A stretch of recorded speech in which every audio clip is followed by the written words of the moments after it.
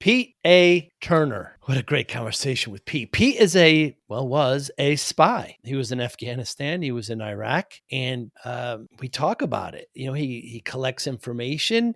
He reports on it. He's very honest with the people he's trying to collect information from. And we talk a lot about Afghanistan, what the people are like in Iraq.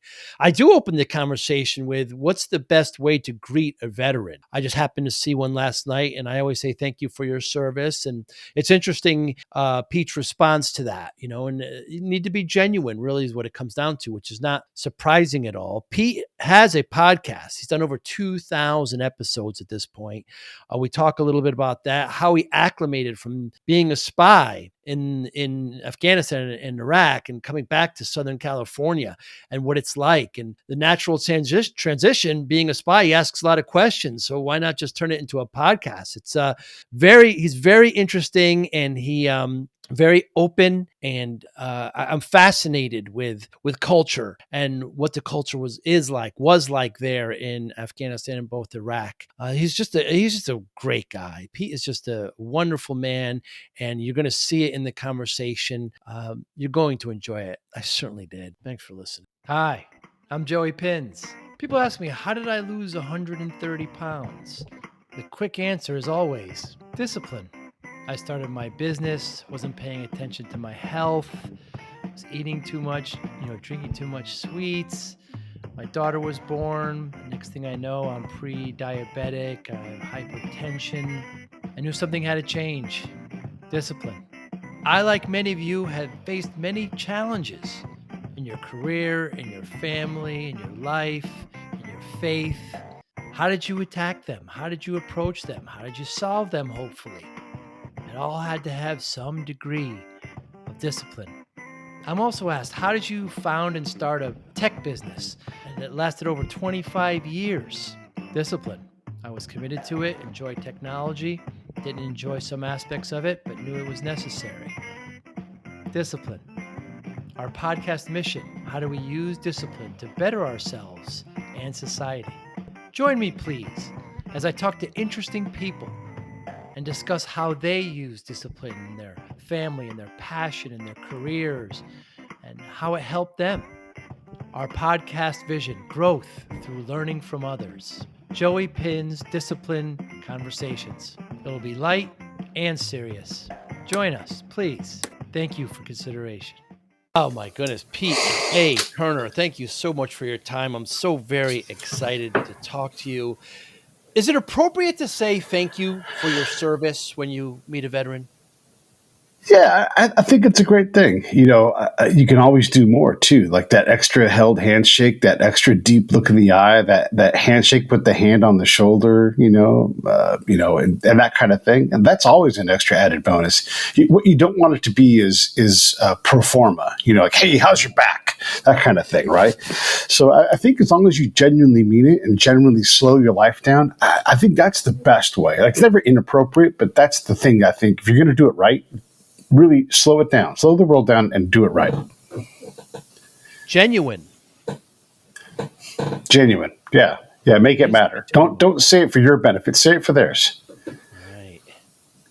Because I happened to meet one last night. I sat next to him and I said it, and his response was, "Thank you for thanking me for my service," which was yeah. Yeah, a lot of times I'll say, well, you're welcome. Because if it gets to be, like, hey, nice weather we're having, then it kind of, it's like we all appreciate it, but we hear it a lot, and so you're trying to find a way to like break. I try to find a way to break through. We don't got to have a long interaction about it, day-to-day life and everything, but how do you make a connection so that person knows that, like, I hear you in a way that's more than like, hey, thanks, wow, thank you very much, and then move on. That's what I try to do, at least on my end of that exchange. Yeah, because there's this, how are you is just tossed around so much. It really doesn't mean anything anymore, Exactly. Unless you kind of, how are you doing? You slow it down, and you just make it worth it. You're a spy. Are you a spy? Like a part of a program? No. No one pays me to do anything. I don't think anyone's going to offer So not anymore. No, I'm just plain old Pete now. I mean, I have the same skills, but no, I don't work for anybody in the government and that kind of thing anymore. But it's always a fair question. And as I say it, I think, if they came and asked with a certain job or whatever, I might say yes, but no, there's nothing that I'm doing anymore. I'm out of that line of work completely. There's some great stories, Pete. I guess let's start with Afghanistan. The way you were dealing with the Taliban and the way that you were dealing with the local people, just pretty much what we just said before. You were very genuine. You never lied to them at all. Yeah. I mean, for me, what I realized was the thing that I have to defend myself, to work, to do my job, was to be honest, to build trust. And so I didn't want to compromise trust. I made it valuable. And so, I would say things like, if they're like, wait, are you a spy? And I'm like, yes, I am. I'm here to ask questions. I'm here to find things out. I'm here to help people. And if I ask a question you don't like, don't answer it. I'm never going to put you in danger if I can avoid it. I don't want to do that. I'm here to be valuable to everybody. And so that approach allowed me to meet people that nobody else in my unit, in my sphere of influence could meet. And I treated, like, one of the things, this will kind of illustrate this. I live in Taliban country. Everybody I know is associated with the Taliban. Mullah Omar, who's this iconic figure in the Taliban, he has one eye. He has like the robe of Muhammad that he wears. I mean, he's like straight out of like Raiders of the Lost Ark, right? He lived, while we were there, a mile from all of the main camps. We never knew it. We wanted to find him desperately. They never told us. Nobody did. We never had a hint that he was there. So the whole time we're there, I'm meeting people that are influential in that region. And I often took meetings on our camp, the American camps. I would say, hey, would you like to come meet on the American camp? I'm not going to search you. I'm going to walk you right on like a VIP, because you are a VIP, whoever this person was. And we're talking actual VIPs, but if they were on the Provincial Council, if they were a member of the Afghan government, we weren't going to search these people, because we wouldn't do it if they were Americans. And these Afghans, they love being treated like that, with respect, as a VIP. And I'd bring them into the chow hall. So think about that trust. I'm bringing in somebody who would otherwise get searched and have to go through the every regular day person gate. And now I'm saying, that's not you. You're an important person. And so you think about the influence I have with these folks when I treated them at the level they needed to be treated at. As we talk, define spy, Pete. Well, it's a big thing. So how I approach the job is, my job is it's got really four things I'm trying to do. I'm trying to make my commander win more or lose less, and the enemy lose more and win less. And sometimes they're the same thing. I can shoot the hole right through two tasks at the same time, sometimes all four at the same time. But that's what I'm trying to do. So if I'm accomplishing any of those things, that's what a spy's job is. But it's information based as well, right? And so maybe you're doing it with electronic means, through communication, through satellites. Maybe you're reading newspapers around the world to gather information, to say, hey, this is something we're noticing. Maybe you're looking strategically at a high level. Maybe you're at me, like at the ground truth level. It can be a lot of different things. Maybe you're making relationships so that you're influencing decisions. There's a lot of different ways to go about that kind of work. My kind of work is getting outside off the camp, talking to local people, and trying to make things, trying to help us balance the equation between what the Americans want to try to accomplish and what is possible with the Afghans on the ground in this case. That's what I do. But I do that in a way that is also in a very dangerous place, right? And so you have to use a lot of different tools and techniques. You have to have a lot of experience, and you don't just walk in on day one and do that kind of work off the camp. So it's a very specific kind of espionage. And when you gather information, Pete, how is it shared amongst the leadership? Do you have meetings with them? Is it in a database? I'm an IT person. It's kind of It's a very big, way bigger question than you might realize. So my job, first off, is to go out and to see what I see and try to understand it. And so I write a report. Now, usually someone who collects is not worried about analysis because that's really not my job. I'm supposed to meet people, reflect back what I see, and then I'm guided by someone above me in operations. But that's a little slow for my world. And so I did a lot of this stuff myself and would work directly with the commander and kind of cutting out a couple of the middlemen. So what I would do is I would go on a mission, same mission as like other military people. Like, let's say we're all going to go out on an agricultural operation and we're going to go inoculate goats. Well, I would go out and talk to people while that was going on and see what was going on. And we would say, hey, today we inoculated goats. That wouldn't be my report. I would say I went on the goat inoculating operation and I talked to these 5 farmers and here is what we discussed. And so you're getting a survey of all these different elements that goes on. Here's the thing. I would go back to that region where we did the goat inoculation thing 2 weeks later, right? Because what we reported happened and what actually happened are going to be different things. And I would say, hey, what happened here 2 weeks ago? And what we report to ourselves is we would say, this is what I would say, but like the ag people would say, oh, we really connected people to the government today. Boy, oh boy, they love their government.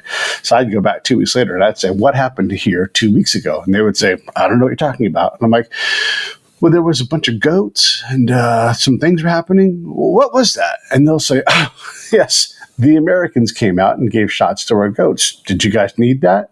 Not really. You guys did that a year ago. You only need to do about every 2 years. Oh, so you know about goat inoculation. And so we'd go through this whole conversation and it would come to find out that like it really wasn't a big surprise to them. It wasn't very helpful. And they never thought that the government did it. It was always apparent that we did it. So this informs the commander of a couple of things. One, it isn't a government win. 2, they know a lot about inoculation. So we'll presume that they're dumb. So they're a lot smarter than we think they are. And 3, we've got to think about our operations a little bit more heady and understand what we're doing and not waste an opportunity like that. Because if all of that was true and we put ourselves out there in that space, our analysis is wrong and we missed an opportunity. We should be doing other things instead of that. You put that into your database and you make better choices for your operations. So that database gets populated with all kinds of reports like mine, and hopefully someone is extracting that and making smarter decisions. Unfortunately, it doesn't work. That's the really hard part. The operational pace is just the operational pace, and everybody's name is the same, and so it gets very confusing. It's hard to. I think you'll appreciate this on the IT side, and I'll make this fast. When you go to a place like Iraq, where everybody's got their name, their father's name, and their grandfather's name for a name, and everybody's named some form of Muhammad or whatever, we want to make everybody write their name the same way. And then I'll talk to the person and say, no, my name is not Muhammad. My name is Muhammad. And you're like, I didn't hear the difference there. And they're like, here's how you spell it. And then you spell it out and you put it in the database. And then some analyst is like, you spelled that guy's name wrong. And I'm like, I beg to differ. That guy was very clear. It was spelled this way. And so you can't pull any actual data out of these things because it's just cloudy and you don't know who's who. And so it's really hard to use big data in places like this. And when Pete, are you talking to them in English? I am talking to them in English. They are talking to me in their native tongue, and I have an interpreter. I'll develop some capacity for the language over time. I'll be able to kind of follow certain conversations. I'll develop a vocabulary, but I don't ever try to speak in their language, no. And, there's just so many. You can't have anything. You came into the chow hall, right? You can't have obviously anything with pork, right? There's just so many of these kinds of customs that they have that you have to. Are you always afraid that when you talk to them, you have to be aware? Women can't go and be a spy, right? They can't walk up and talk to them. Oh my gosh! So first off, you don't fear culture in my line. For me, how I approach it, culture is a tool to use my advantage. So I bring them to the chow hall. I'm blowing their minds. They're like, there's air conditioning, there's ice cream, there's muffins, and I'll say, you can have whatever you want. I'm going to let you handle your religion accordingly. If you have a question, they can answer it for you. But feast your eyes about this place and let me know what looks interesting. They'll take care of the pork thing themselves. That's not my job. And so I absolve myself of that. If I'm eating with them, I'm ambidextrous, right? But I normally eat with my left hand. I'll say, I'm an American. I'm from California. I eat with my left hand. I know that you guys don't do that. What do you guys think about that? And they'll be like, Pete, well, you're an American, you're from California. You can eat with your left hand. Well, we don't care. We know that you're not from around here. Or they'll say, that's disgusting. Don't eat with your left hand. And so you don't, right? But you use culture to your advantage to learn about them. I call it fence posting. Like, you're just building a fence together and finding commonality. Like, here's how Christmas works. How does Ramadan work? And so you put these things together. Women can collect. They're fantastic collectors. And in a lot of cultures, women are sort of, their women are not where our women are. So when they see a woman out doing professional work, oh my gosh, it's amazing to them. And so they can sit right there in the open, and they can out collect me any day of the week, because they can be invisible. They can be a shining object that everybody wants to talk to, and they lose their minds. It just kind of depends on how that woman approaches it and everything. And some women will cover their hair out of respect, and I tell them, like, I've been around. You don't have to cover your hair. You've got to decide for you what's going to work. But sometimes not covering your hair it drives them crazy, and so they lose all sense of like control, because they're like, "What is this woman? Wow!" Because you're not going to be in harm, and so you can use these cultural tools to your advantage if you're a woman, and it blows their minds. Like, and you're an educated woman. I've never met one. You're fascinating to me. Can I ask you 1,000 questions? And you're like, as long as I get to ask you 1,000 questions. And the next thing you know, you have this conversation that I could never have, because they just barrier down, and then I'm just like, this is amazing. And I just sit back and take notes and watch and learn and just try to, guide in any way that I can when I need to. But I try to stay out of the way, because that's an amazing opportunity to get someone to talk openly like they do. So it's almost an icebreaker. It's amazing. Yeah. If they're ready to deal with the challenges that come with that, right? And that's the experience part that comes in. And so that's why it's helpful to have me there, because I've got the experience. I've seen this trick played a couple of times. And so I can say, oh, you know what? And I can take the conversation back in a different direction, and then give it back to if my partner's comfortable with me and I'm comfortable with them, we can navigate all these little conversational barriers pretty well. Sometimes you just get stuck, and that's just it. And that's just life and conversations. But yeah, if she's comfortable with me and I'm comfortable with her, we can really knock it out of the park. And the thing is you can't both have the spotlight, right? And so the other person needs to be watching where the spotlight is. And then the second the spotlight gets off of that conversation where you want it to be, you need to be able to jump in and go, hey, let's get this spotlight back over here, and then pass it off and get it going in the right direction again. It's not really a good cop, bad cop, right? No, yeah. There's all kinds of techniques. Like, we think about good cop, bad cop, but there's all kinds of techniques that work in that team atmosphere. Like maybe maybe the conversation is just going in a way, and they are so enwrapped. You need to come in and just take the conversation in a different direction, have a different form of tension, not good and bad or up or down, but you're just, you're reminding your partner who's fully in the conversation, hey, you're fully in this conversation. Let me bring you back to earth. I want to ask you a farming question. Do you mind if I change gears real quick? And then she will go, oh yeah, that's right. We're working here, because this is good. She's fully in the thing, and she's going forward, and she can trust me to catch her, when she falls. So you're both working together. And by the way, same thing for me. If I get too far into something and I need to be pulled out, she can pull me out. Mm. It's fascinating what you say about the left hand. I think the source of that, by the way, and I could be wrong, is Cain killed Abel with his left fist, right? So it's like the first recorded murder, and so they. Oh yeah, that could be. Yeah. Over your left shoulder, and God is over the right. You're supposed to throw salt over your left shoulder because it's in Satan's. So I think that's where the source is. But yeah, it's a lot of these things, and often.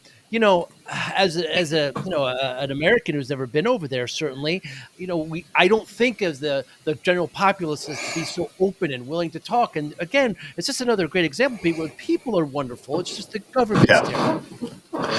Yeah, the people are wonderful wherever they go. And if you allow them to be great hosts, if you allow them to be proud of where they're from and what they do and what they've been through, that, then they can be great. And allow them to be smart. Allow them to be smarter than you about what they're smarter than you. Like, we always come in with all the answers. Just shut up. Learn.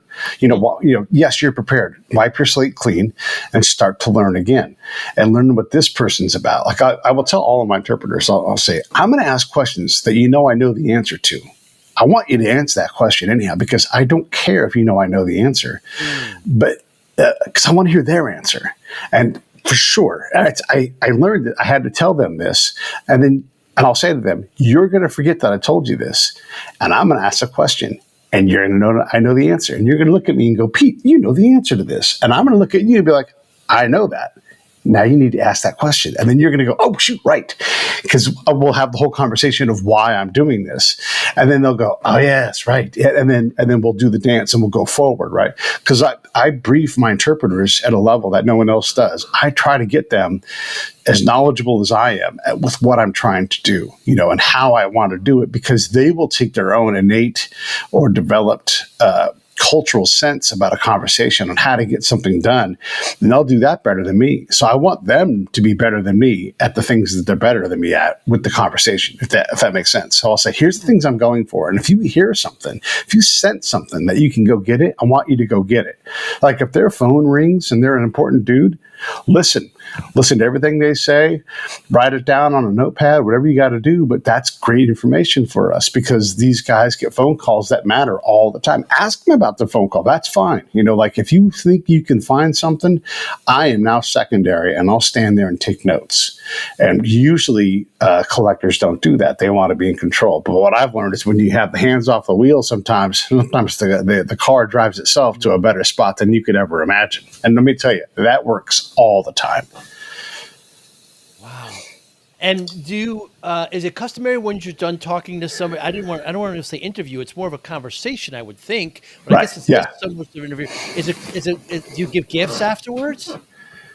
No, I mean, these are conversations, right? Like, I always tell my friends, like, you see me like this big goofy guy, your friend and everything. If you saw me working, you would think Pete's not working, but there is a very delicate process going on. And I'm trying to be, when you get better at it, right? And you got to understand, I've graduated up several levels.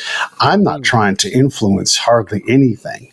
I'm trying to be as hands off of the controls as I can. I can pull a lever if I need to, but I'm trying not to, because where they take me is going to be better than where I force them to go, because they have a knowledge that I need to get to, and I can't know what that is. It's really kind of hippy dippy kind of stuff, but their innate knowledge of the area is what I'm trying to access.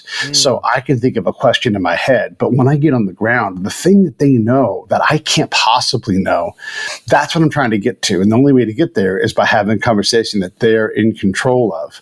But I am going to get to where I want to get to. It's like riding bareback on a horse. I want that horse to run where it wants to get to, and where we get to is where I want them to be, but I'm not going to tell them how to get there. Are you armed when you talk to them? Sometimes, yeah. It depends on the situation. I have to trust. So if I'm with the patrol, I have to trust the people that are there with me. And so if I can roll without a weapon, I usually will. If I can get all of my body armor off of me, I will as fast as I can, because I don't want to be the Army. I want to be Pete. And so I'm trying to look different than the other people around me. Not that the Army's bad, but I'm trying to say I am with these guys. I am not these guys, right? Because I need to be a little bit different. But sometimes I've got to, for my own protection, for everybody else's protection, I've got to look exactly like the people I'm with, and I need to have a weapon because this is war. And so sometimes I do have to have all the accoutrement that go with that, right? So it just kind of depends on the situation. But if I have my druthers, I'm going to be as normal civilian wearing, not to blend in, but just to be actually to stand out, frankly, and to be Pete rather than the Army guy. And most of the time when I'm out, the vast majority of the time, I would be with an army patrol or a military patrol of some kind, right? But I am standing out like, oh, that guy's different than those guys. Who's that? Who's he talking to? Like, I want people to see me and remember me because I want to be seen and known and remembered. Even though I'm trying to be a spy, that's how you build a network. That's how you become influential. I need to be influential. That's the most important thing for me, rather than having a weapon. And just as Americans, we stick out. My father's an Italian, from Italy, and I was there a few years ago, and I remember I got a little nick on the car and on the rental, and my father and my uncle, we went into the city to get it repaired, and I said, "Okay, Joe, you go to the cafe. We're going to go take care of this, because as soon as they see you, the price is going to triple." So we'll go in and we'll get it, and we just kind of stick out regardless where we are. Are you most of the time in cities, or are you in the suburbs when you're talking to people? Boy, it really, honestly, it depends on the area that I'm at. And you're saying city suburbs. Sometimes I'm beyond rural. Like it's the side of the moon. Sometimes It's so far out there. Yeah. So it can be anywhere. Like in Afghanistan where I was, there was no roads, and it was just rocks and riverbeds and stuff like that. So not even like, just imagine the wildest part of Wyoming in the mountains. Like that's how remote it was. Yeah, it was Stone Age, no electricity, and so the only electricity would be like solar panels for small scale lights, for farms. And when I say that, no lights are on at night, so this is really, another time, no water pumps, none of that kind of stuff. But then a lot of times, I am in the city running around. It just kind of depends on where I'm at, which unit I'm with, and what their mission is. What should we know here, Pete, in the West about Afghanistan then and now? It's bad now. The people that we partnered with are being that work to try to become like part of the Afghan forces. They're being targeted and executed all the time. So when we make these decisions to go somewhere, we have to understand that we get to leave. But if they buy into our stuff and we take off, we sign their death warrants, and that's a bad thing. And then also that turns into the ability for things to fester there, in a lot of different ways. So things have gotten worse in Afghanistan, and there's a cost for that. There's a cost for staying. There's a cost for leaving, and there's just no way of avoiding that cost. So when we leave, like we did, we got a lot of women killed. A lot of women bought into our whole thing of like, hey, you can have a real life, you can have school, you can become an astronaut. A lot of women believed that.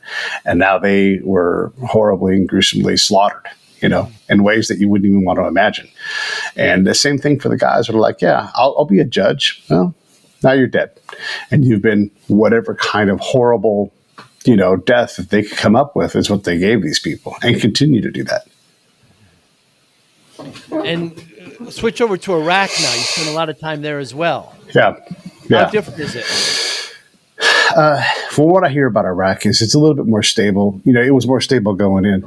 The problem with Iraq is that they have a lot of resources, they have a lot of education, but they just, the one thing they feared was the thing that they got was Iranian control. They didn't want to be under the thumb of Iran. They fought a whole war over that. And we created that outcome, and so other than Kurdistan, which is the unregulated part of the north, they've still got this problem of there's too much Iranian control in their government, and they don't like it. So it's a little more stable and normal, but I would say it's worse off than when we first got there.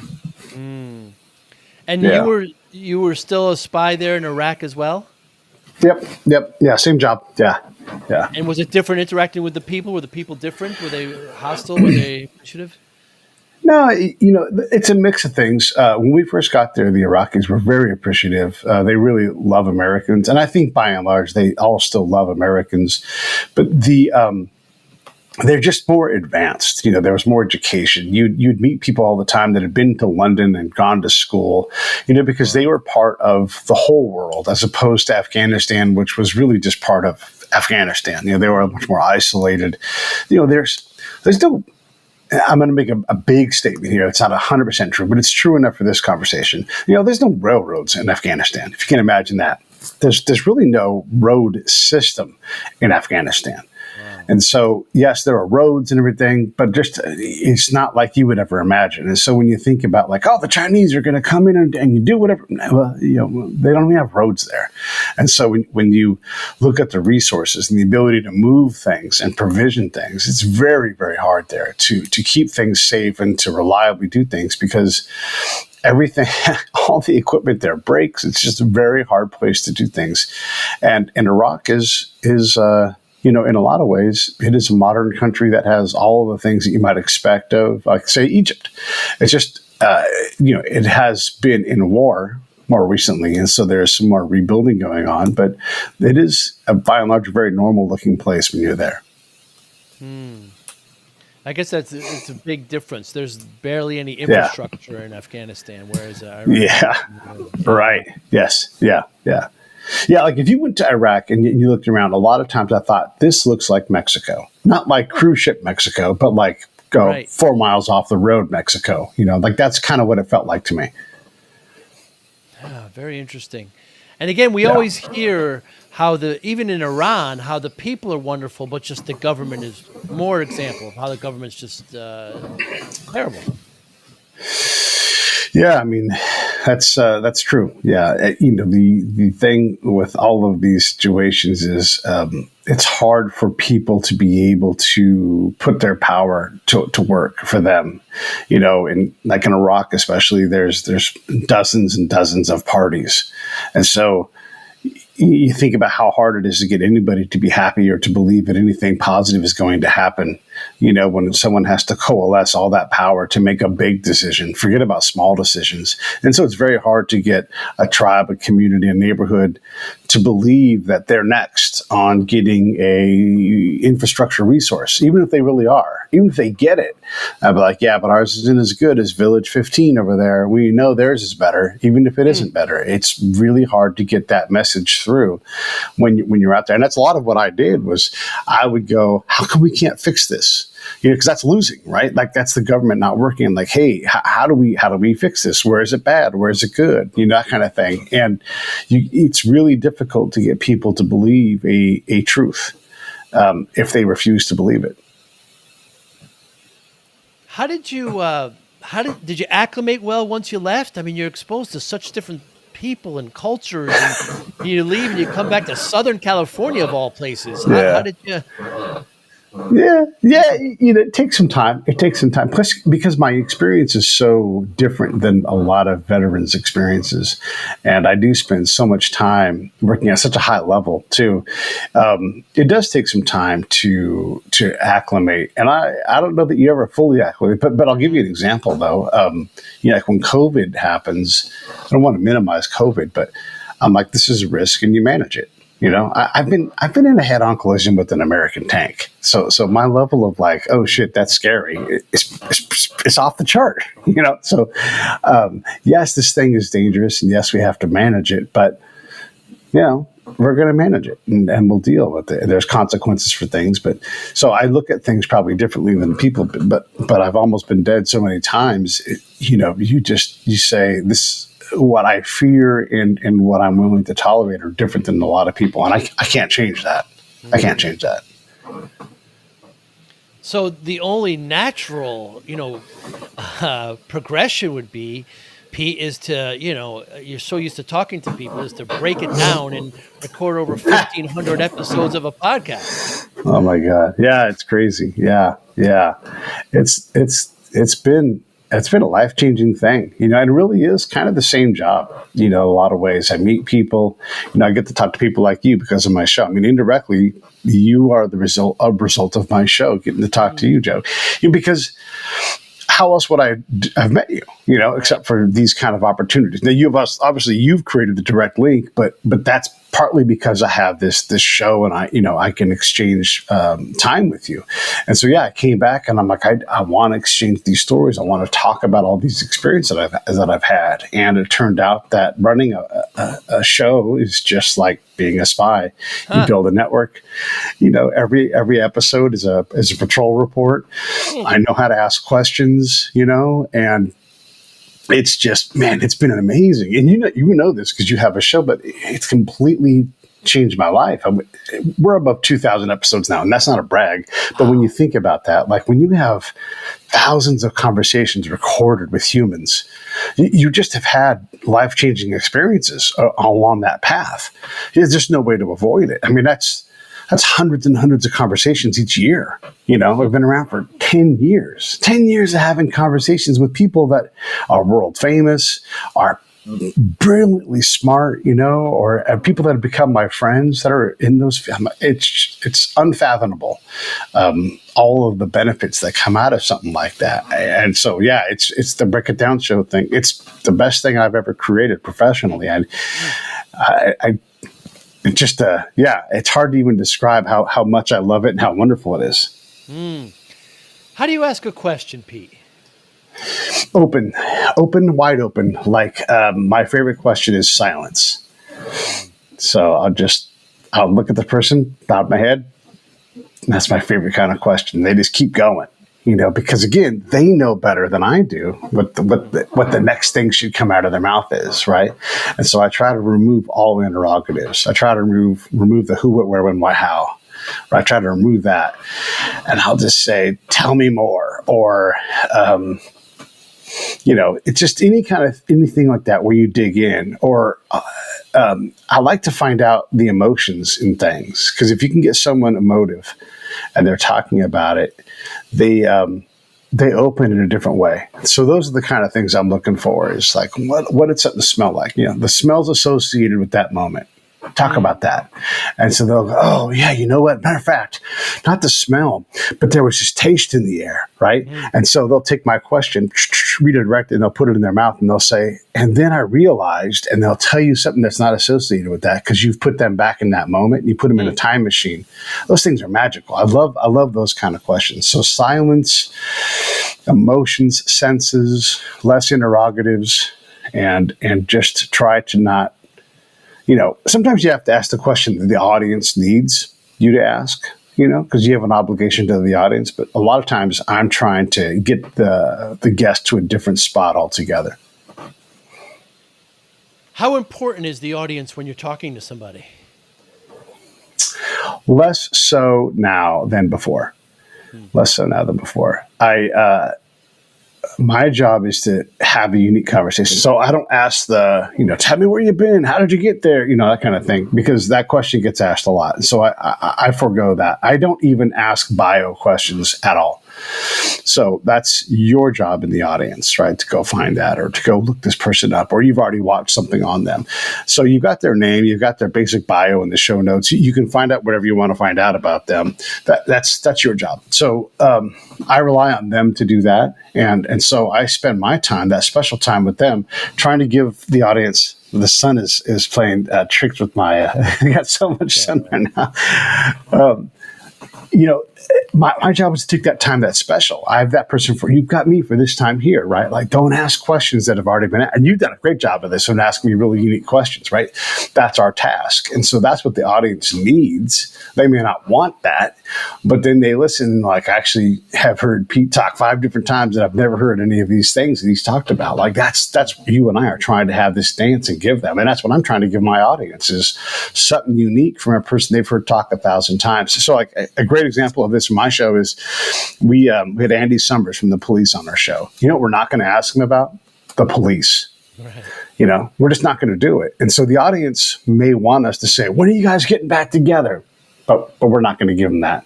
Right. Because Andy doesn't want to talk about that. That's not what Andy's into. We're going to say, what are you into, Andy? And he's going to talk about photography and music and a lifetime of gathering images and what that means to him in terms of his art. And that's much more interesting because that's what Andy's excited about. What we want is Andy excited. Certainly do. And, Pete, as I get older, I find I have more questions than answers, and so that's Yeah. the way I learn, just with questions. What makes a great guest? Someone who trusts me enough to let go and be a great guest.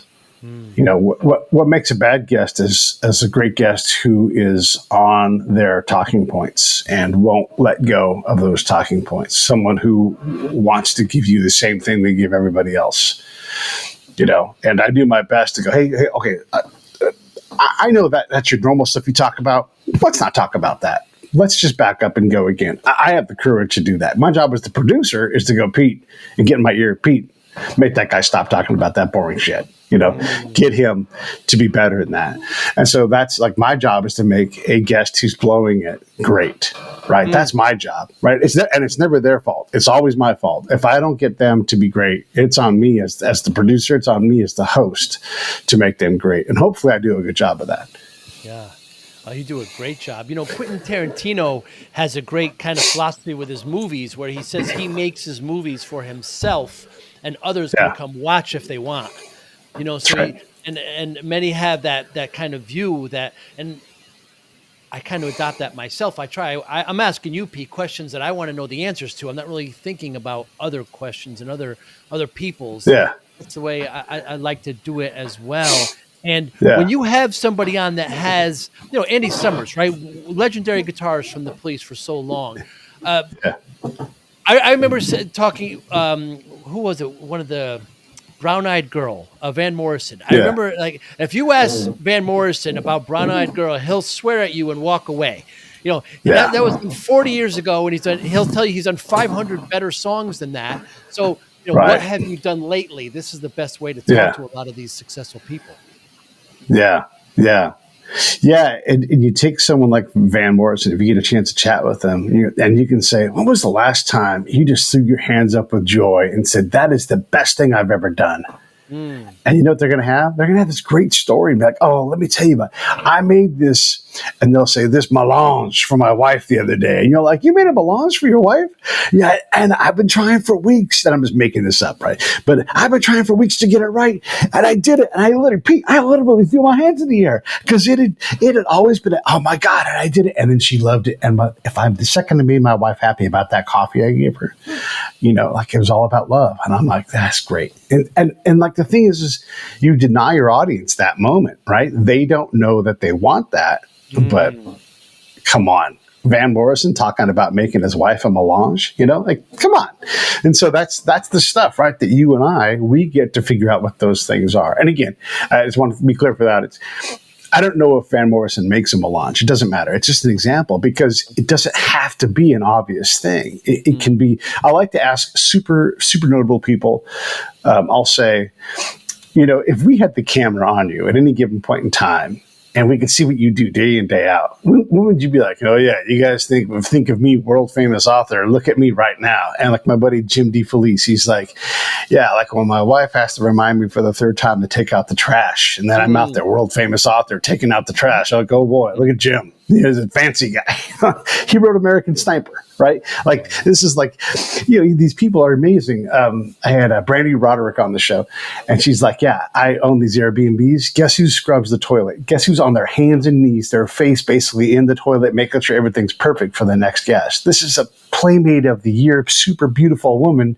She's like, I clean my own toilets, and you wouldn't know that about me. And I'm not pretty when I'm doing it. I'm working, And so you get to ask people these questions like this, and they love it. They love it. They love to say, like, I am a regular person. Famous people love to be regular people. They do. And they love to talk about that. So, Pete, I started my business in the 90s, and I was working way too hard, not paying attention to myself at all, and I'm not exercising and eating pizza, drinking soda way too much. I got myself up to 340 pounds, and the doctor said to me, if I don't lose the weight, I'm not going to see my daughter graduate. My daughter was just born. So I took this next 6-7 months, lost about 130 pounds. And, people always ask me, how'd you do it? What's your secret? And of course, Pete, we know there's no secret. The quick answer to that is discipline, right? I got focused. And discipline is there. That's how I lost. That's how I keep it off. And I don't mean to be I'm not the king of discipline for sure. There's some areas that I'm stronger at and some that I'm not. I wonder how discipline plays a role in your life, Pete. Yeah, that's a great question, because as you just kind of hedged as you talked about this amazing thing you did. You're like, I'm not the most disciplined guy, right? Like, there's days where I'm like, I just can't seem to do, because one of my PTSD things is I get depressed, and I can't get out of bed, or my body hurts and I don't want to do things, and so my pace is just different now. But when I hit the ball, I hit it a long way. I can still do a lot of work. It's not that I can't work. It's just I have learned to accept that I really can throw my kid on and go out the door every day and go work. I really can go out and get things done. I didn't get here because I don't have work ethic. I really, I actually can do all of these things, right? I'm taking on harder things than ever before in my life because I get the right to do that because I have done 2,000 episodes. And so people trust me with bigger, more complex things, and they are hard to move. So I get frustrated with myself, but that discipline is in there, that discipline, that trust to know that some projects have to move at this pace. They cannot go any faster. You have to allow people to make mistakes, to have off days, to have bad weather, to how the holidays. Like, you can't just push. Push is not the only tool in my bag anymore.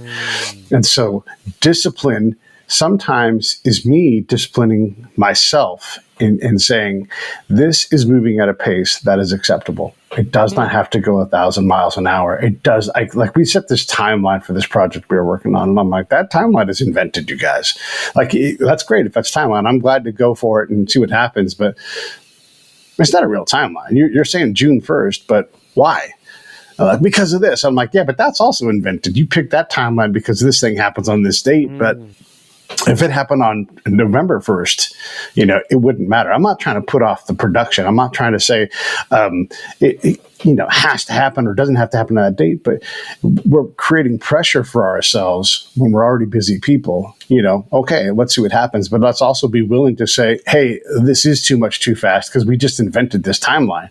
And a lot of people have said, hey, Pete, I appreciate you saying that because I felt like it was too fast too.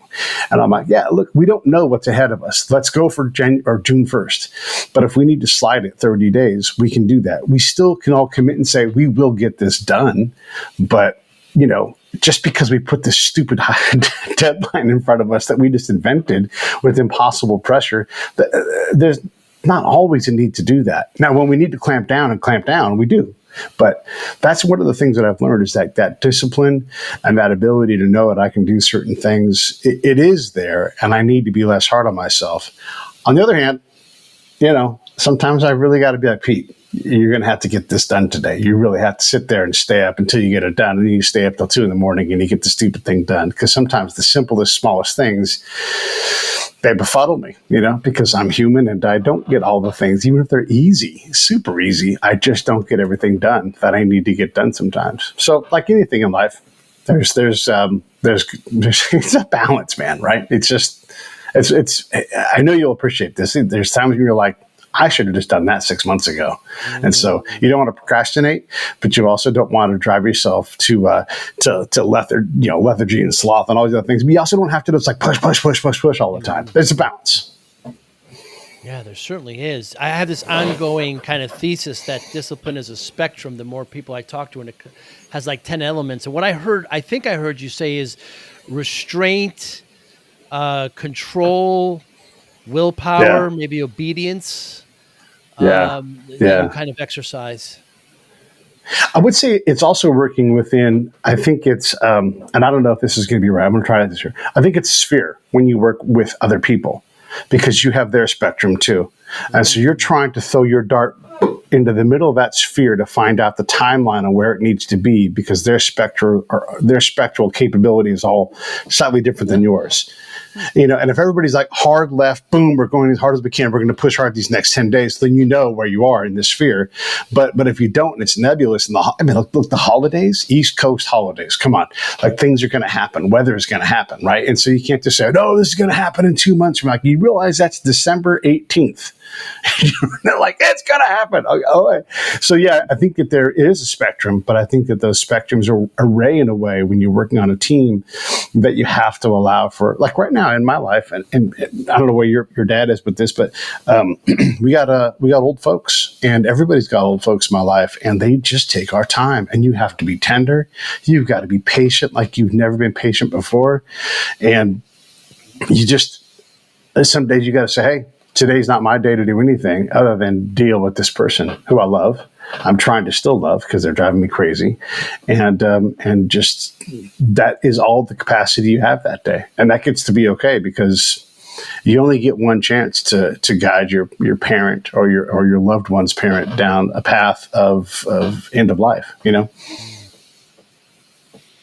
Yeah, there's a reality there that we have to admit and have to succumb to. Pete Turner, what motivates you? I have a great life, and I've been able to build something in spite of myself and in spite of everything else.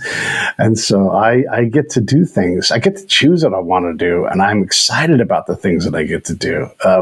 I was looking forward to this because I always love being on someone else's show, because I learn about how Joey does it, and it's just neat to do.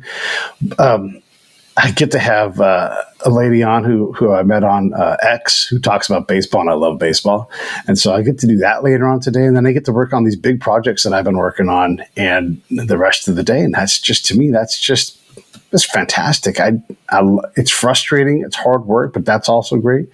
And so that's what motivates me, is I just get to do these amazing things and try to, I don't know, bring some really big projects to market and bring some events to people. And I don't know, I like to support folks, and I try to be as useful and as valuable as I can to people. And that gives me value in my life. And so my life is it's not perfect. I don't make a lot of money, but I have a lot of fulfillment in my life. And that for me has given me a lot of comfort and joy. Good for you, Pete. So you're an A's fan. They went to Las Vegas. Yeah, they're trying.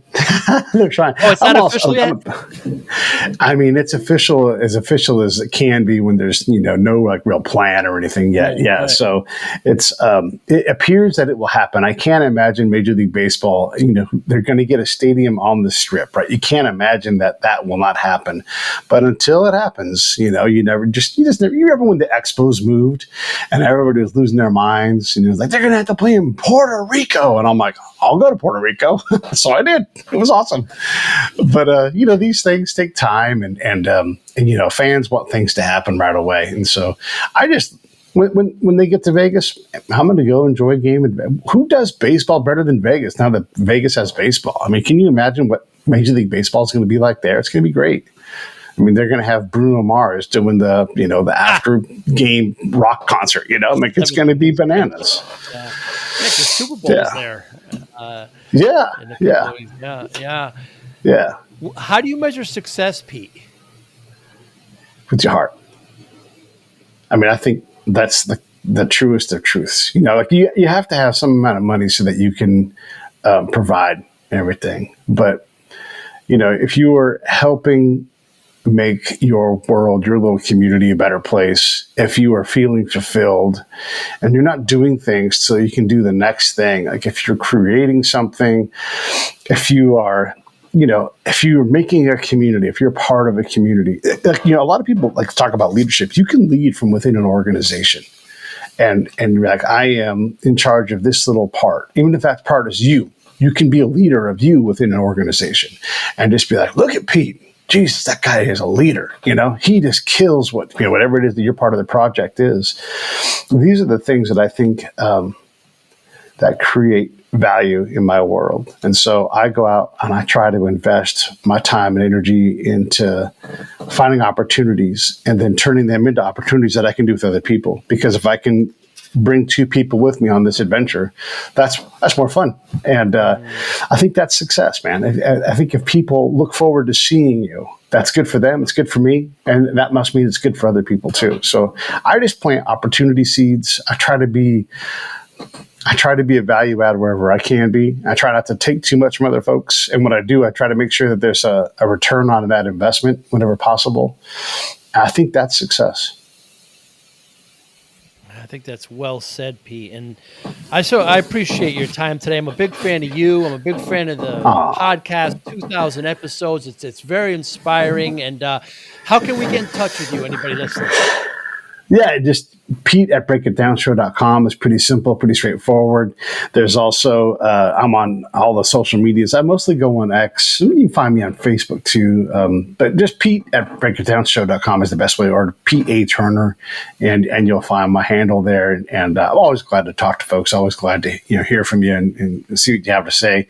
It's it's a funny world. Sometimes someone pops in and they're like, I saw you on this. And you're like, hey, that's great.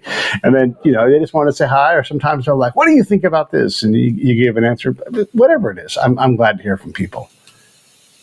So cool. Pete, thanks again so much for your time. Next time I'm in Southern California, I'll make sure to look you up. We'll get a cup of tea or something. Yeah. Please, let's do it. Yeah, let's do it. Would love that. I would agree. I got a spot for all that stuff. Let's do it. Fantastic. Pete, thanks. You have a great day. Thank you, man. I appreciate it. Thank you for listening and or viewing Joey Pinz Disciple Conversations. Please share this episode with one or two of your friends who you think may benefit from the episode. Our website, www.joeypinz.com. There you'll find lots of resources and you could join our mailing list. Please follow us on all our social media, Instagram, Twitter, and Facebook. Podcast information, the video version of our podcast is on YouTube. Please subscribe. Audio is on all major podcasting platforms. Please follow them. And if you like it, please consider giving 5-star rating. Would really appreciate that. Would you like to financially support the podcast? You can go to our Patreon site. Consider $5, $10, or $20 a month. There's all kind of plans that we have there. There's like a one-time payment. What is this podcast episode worth to you? $25, $50, $100, $500, $1,000, $5,000. You be the judge. You can go to our PayPal account to do that as well. Thank you again for listening or watching Joey Pinz Disciple Conversations.